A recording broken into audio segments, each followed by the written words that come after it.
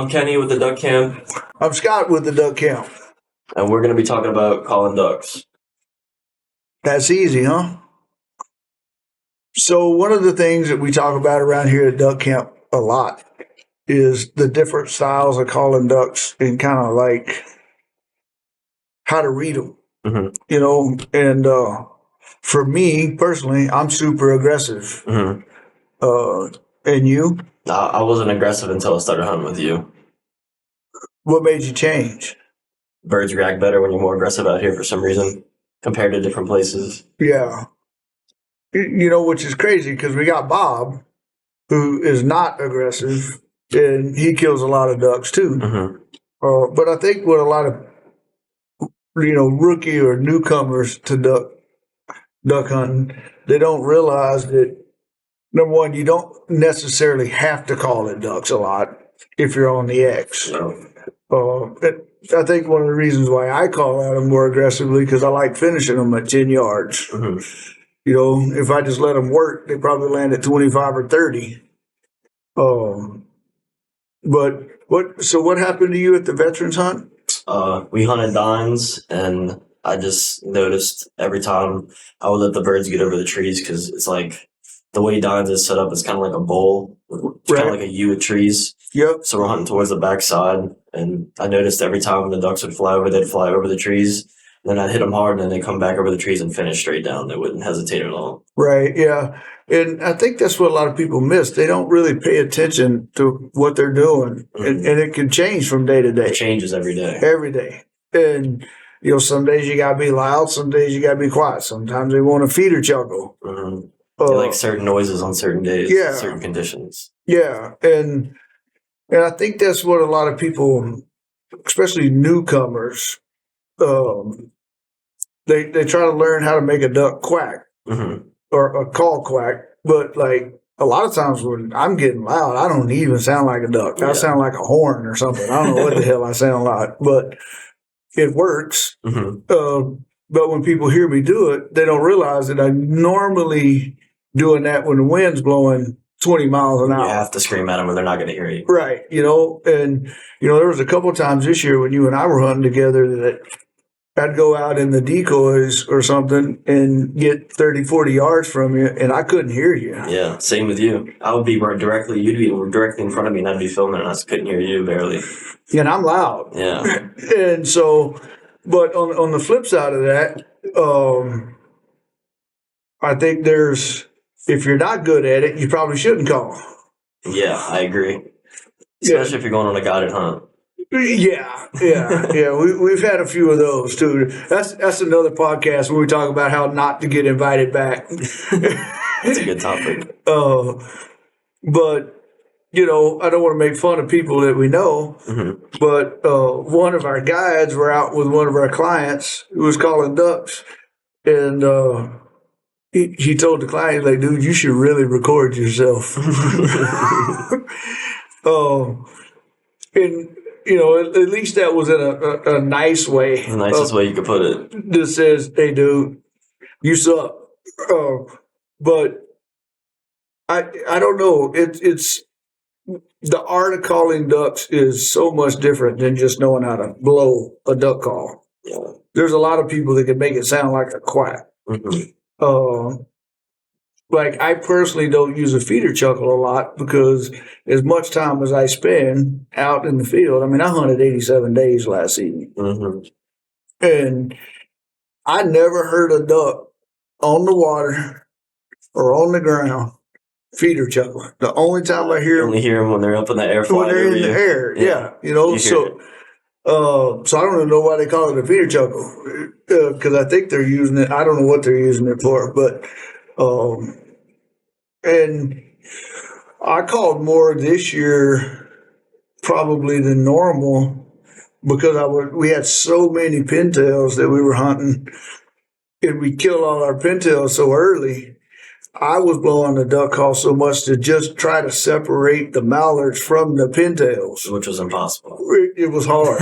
Yeah, it made for a little bit long day. I really hope that they come out with a 3 pintail limit, like I hear they're going to do, because that'd get me back taking a nap a little earlier. Yeah. That'd be nice. Not having to worry as much. Yeah. But, you know, I mean, and it's not just a duck call, you know, like I use a goose call a lot to call widgeon in Mhm. when I'm hunting over widgeon decoys. And I figured that out by mistake. Yeah, I've never seen that before. That was the first for me seeing that. I mean, it works though. It does work. And, you know, I mean, it worked in our Alberts field where I had the permanent blind set up, you know, and I use it a lot, especially if we got high flying birds because the goose call travels further than a duck Way call. louder, yeah. Way louder. Cracks. Yeah. You know, there's a lot of times we were hunting down there. I'd use a goose call to get them coming and then switch over to a duck call. And I think the other art of it is I have 3 duck calls on my lanyards that all tune just a little bit different. Make different sounds. Yeah, you different know, pitches. yeah. I can't blow one of them things. I don't even, what do you blow? Talking about the cut down? Yeah, I can't even blow one. I ain't got enough air. I don't know. You're a little bitty dude to have that much hot air. Just gotta get it from deep down. That's all I practice trying to pick up on them girls. That's what that is. Yeah. But it's, you know, and then I go all the way down to a wood call when they get in close. So, and they're all the same call. They just a little bit different. And so, kind of what I want our listeners and our viewers to understand is that there is no one way, Exactly, yeah. right? You got to figure out what works for you, how it works, because you and I are different. Me and Bob are different. And I'll give you another example. There were some guys out hunting this year, and I was kind of watching them from the truck because I can't just sit at home when I take a day off. I had to, baby, I'll be back a little bit. I'm going to watch. And I watched them, they're shooting birds at 35, 40 yards. I'm like, what's going on? And so I walked out there and I'm like, you know, what's the deal? And they're like, oh, we can't get them to finish. And so I sit there for a minute and I kind of figured out what was going on different. And so I walked back to my truck and got my calls. And so I could teach the individual that was in the blind. Mhm. And, you know, and he doesn't have the long wind that I have. You know, I can get that.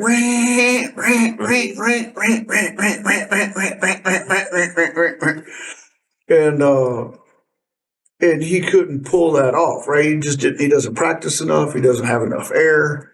Like I can't do it opening day. I haven't built my lungs back up yet. And that's what they wanted. They wanted me to stay on them The whole way down. the whole way. And there was a couple times like I was like, and they would go, right? They'd start to peel off. And the exact wrong conditions for that day. No wind, sunny, bluebird. I have no idea. That's why they wanted that. And it took me a little bit to figure it out. But my suggestion to people that are learning is to spend a lot of time watching birds, listening to the birds. Go to the refuge and watch. Yeah, you know, I'm not a great duck caller by any stretch of the imagination. I can't do a bouncing hen. There's a lot of stuff I can't do. But for me, it's more by reading. Like you made a comment before the podcast. What did you say? You call that When they call it their asses? Yeah. Yeah. I never heard that before. And that's, I mean, honestly, that's good. If you don't know what you're doing, that's the best way. Yeah. Yep. And I think the other thing that people make a mistake doing, especially the way we hunt, because we got to hunt out in the wide open. And even if you're not in the wide open, even if you're in a blind, is, you know, one of my pet peeves is I don't call it birds when they're over my head. Yeah. You know, as we get further along, hopefully you got some good video of us giving our safety speeches that we can peel out and put out. I can add that in the podcast, a clip of it. Yeah. Just watch a little bit of it real quick. And Yeah. You know, because, you know, one of the things I tell all of our clients when they come out is the birds are looking for a reason not to land, right? It's our job not to give it to them. And if you're calling when they're overhead, they're looking down. And as soon as you make a noise, they're going to look at the blind. If you're in a panel blind or if you're hiding out in the decoys, they're going to look. And I watch a lot of people make mistakes of calling at birds when they're right there. I mean, that's just going to draw their attention. Even talking when they're right above you is just. Well, again, that goes into the why you don't get asked back podcast that we're going to be doing soon. But it's, if you don't do it every day, you don't think about that stuff. Mhm. You don't think about, I shouldn't call at those birds right now because they're right over my head. They're going to look right at me. And, one of the other mistakes that I see people make a lot is, when they commit and they're coming, they keep making noise. Yeah, shut up. Just be quiet. Let them come. And that's a good way to put it. Call it their asses, because if they come and if they peel off for some reason, you can still get them back. Mm-hmm. But I don't know. I hunt with a lot of people, and some people. Like, I was hunting with somebody this year, and I like to make fun of people.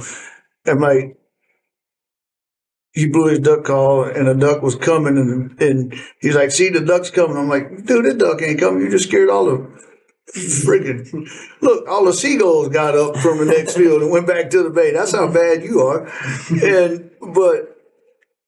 But there's all kinds of tricks to reading birds, which is really what we're talking about.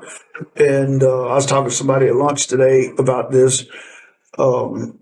Reading birds, and we would have people ask when you and I were hunting together, or me and Jesse, when I'd say hit them on the corners with the spinning wing, and the guy at lunch is like, "What do you mean hit them on the corner?" Try and get their ass to come back around, and that's just hours of watching birds and how they react, and the later the season goes, the more you have to pay attention to your spinning wing, when you pull it, when you don't pull it, in general. Everything. The main field we hunted close here to the lodge this year. I don't know. I hunted that blind we put up 4 weeks, 3 weeks. And every time we went from duck decoys to ducks and swans, and then I went to almost a complete full body goose decoy spread in that same spot, and shot birds out of it pretty consistently. Yeah, I did too. And for weeks. But that's just being able to understand what the birds are looking for, and the longer it went, the higher they came, and the more we had to have our I don't know. Can I say shit? Mm-hmm. Oh, you said ass. I say shit. Whatever you want. Okay, all right. No, we'll have to put a PG rating or something on the podcast. All right, but we had to have our shit together as that went on. Like the first week we hunted, it was easy. 7-man limit, 30 minutes. 7-man limit at the end of January took 2.5 hours. That's a long time for me. I don't like hunting that long. But it's cold out there. But I really hope that people take the message from this particular podcast is don't just go out there with an idea that when I see a bird, I'm going to give them a greeting call. Have to scream at it the whole way, yeah. I hunt with people. I've hunted with people, I guess, that as soon as they see a bird, they automatically greeting call because they read it in a book or heard it on YouTube or whatever. I tell people I don't call it ducks until I have to. If they're coming, just be quiet. Point in calling, yeah. Just be quiet. But I've seen a lot of people, because they heard somewhere or read something. Watch the YouTube video of somebody. Yeah, whatever. That says, as soon as you see the birds, give them a greeting call. Well, whatever. And I'll tell a funny story. So I can't say who it is because they might get offended. But I was hunting with somebody, and that person was one of them people. It's a greeting call every time you see a duck. Oh, I'm gonna call a greeting call every time. And we were not hunting on the X, and this would be a whole separate podcast about how we don't always hunt the X in a big field. We want to hunt off of it, but we can talk about that. We talk about managing our waterfowl, and I just kind of watched. And if he was calling, I didn't. And I was just having fun. It wasn't a proof of point or anything, and it was cold, like 8 degrees. But they wanted to be in a water hole, and we were trying to pull them to some standing corn. And he hollered, not responded to my call. They started going to the water. I step out. Oh shit! Here they come back. He called. I stopped. And finally, one of the guys that was with him leaned over. He's like, "Dude, knock it off." I'm like, "What?" He's like, "You messing with him. You need to stop. It's cold. I want to go home." And I don't know that the person ever picked up on it or not, but they're the kind of person that doesn't want to take a lot of constructive criticism. So I was trying to help him learn something without telling him, without calling him out in front of people. That doing the same thing every day isn't going to work. No, not going to work at all. It's just not. And if, when you're practicing, for the normal person, when you're practicing, don't just practice 3 blind mice, right? You hear people talk about, say, 3 blind mice through your duck call as your greeting call and feeder chuckle and all that. Don't practice that. Make all kinds of sounds. When I'm driving around my truck, I make all kinds of weird sounds. I can make my duck call sound like a dying rabbit. And I've called coyotes with it before, just jacking around. But and I do the same thing with my goose calls too. But just learn all these different sounds, and if what you normally do doesn't work, start trying something else. If they're not responding to a duck call, put 2 geese out there, full body geese, and use your goose call. I've never been able to finish ducks with a goose call without having goose decoys out. I've gotten their attention with it, but I'm not that good. Bob Ferris, I watched Bob Ferris. Bob Ferris could blow a goose call. Yeah, he can. I've watched him bring geese in to ducks with a goose call before. Dude, I'm just not that good. But experiment. Spend a lot of time practicing. I keep one in my truck all the time. I'm really glad to have the lodge now because my wife used to get mad as shit at me when I'd be out in the living room I'll bet. at 10 o'clock at night blowing my duck call. She'd try to sleep. Even Randall gets mad. Dude, put that thing away. But, try, if your duck call's not working, try Drake whistle. I don't know why I haven't whistled because I haven't killed a widgeon with the damn thing yet. So, but it's and I had a guy tell me one time that ducks are calling other ducks to come hang out with them, and geese are trying to tell the other geese to stay away because they're greedy. And I don't know why that stuck with me. But now when I'm calling ducks, I think about that, right? Like a lot of times when they're going away from me and I'm trying to give them a comeback call, I'm thinking, please, please, please, please, please, please, please, please, please come back. And I don't know, it just gave me a little bit different mindset. And I think it made my duck call sound different. It's weird, so when I'm blowing a goose call, I'm super aggressive. And of course, I'm blessed. I get to watch a lot of birds. Yeah. We got birds still right out here, 10 feet from the front door, that we get to listen to. I don't know how many people have ever hunted widgeon, but, we were out at the levee last week and a group of widgeon flew over us and you could hear them growling in the air. You ever hear them growl? Mm-hmm. I didn't know they did that till just a couple years ago. I was watching some geese on the ground, dark geese, earlier in the year, and they were making, I can't do it in a call, but it almost sounded like an electric buzzing sound. It was weird. Talk about the snow geese. No, honkers. Yeah, and I was trying to mimic it, and it was because it was early goose season, and we can get into this when we talk about scouting and other things. But in early goose season, they're still family groups, so they don't want to land together. They spread out all over the place.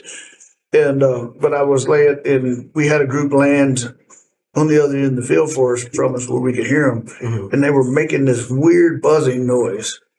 I'd never heard it before, and I noticed it.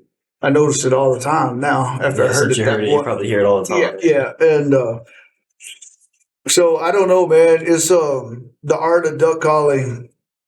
Actually calling ducks is way different than what you see on TV. It's way different than what contests and all that. I know a guy, two guys that are competition callers, and one of them does his refuge chuckle. He sounds like 47 ducks. And I'm like, dude, you have to put out 20 dozen ducks to make the sound match the spread.